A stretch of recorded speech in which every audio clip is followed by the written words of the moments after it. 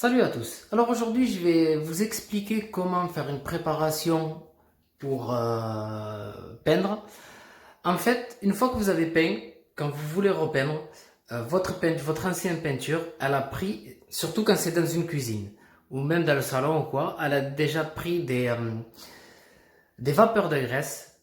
Dans le salon, dans les chambres, ça a pris un peu de vapeur de graisse, mais surtout dans une cuisine, là où ça prend le plus de vapeur de graisse.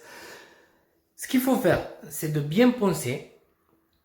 Parce que si vous ne poncez pas bien, en fait, votre peinture, vous allez la mettre, elle va s'accrocher, mais elle va pas bien adhérer parce qu'il y aura toujours cette fine couche de graisse qui sera dans le mur et elle va l'empêcher de bien adhérer au niveau du mur. C'est pour ça qu'on voit dans beaucoup de maisons, au bout de 10-15 ans, en fait, ils ont la peinture qui s'écaille. Pourquoi? Parce qu'en fait, ils ont fait que repeindre, ils font que repasser de la peinture par-dessus. Voilà.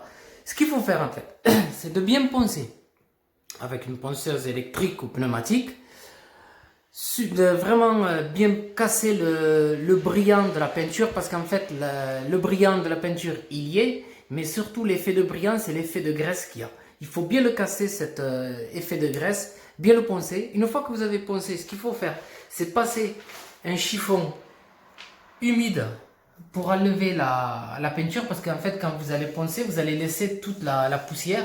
Il faut passer soit un chiffon humide ou alors un chiffon sec. Moi ce que je fais c'est que je passe un chiffon humide, en fait c'est une serpillière, voilà, on voit les traces que j'ai enlevées.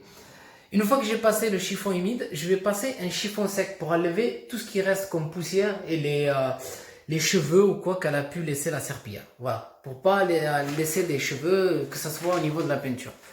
Alors c'est bien poncé. Une fois que vous avez bien poncé, il faut nettoyer vos murs. Et bien sûr, pour avoir une peinture qui soit nickel, il vous faut mettre du scotch, tout protéger comme on voit ici, bien protéger les angles pour pouvoir peindre et aller directement sans vous embêter. Pour voir votre peinture, enfin votre maison, si elle a déjà été peinte plusieurs fois. On le voit sur quoi? Parce que là, comme on voit, moi, mes bouches de VMC, elles sont toutes noires. Maintenant que je vais peindre, je vais repasser dessus. Comme je vais repasser dessus, elle va être, bien sûr, elle va être repeinte en blanche. Voilà.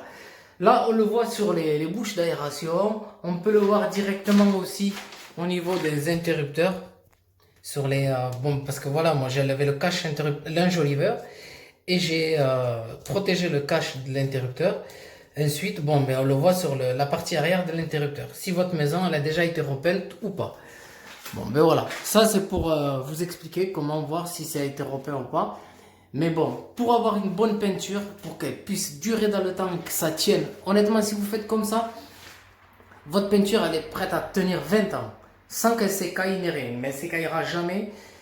Même si vous repeignez, vous poncez. La première fois, bon, bien sûr, c'est un support propre. Mais quand vous reponcez et vous repeignez la deuxième fois, ou la troisième, ou la quatrième fois, n'hésitez pas à bien poncer et à bien nettoyer vos murs. Parce que si même que vous pincez et que vous nettoyez pas vos murs, cette poussière elle va rester.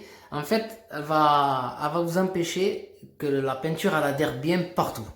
Voilà.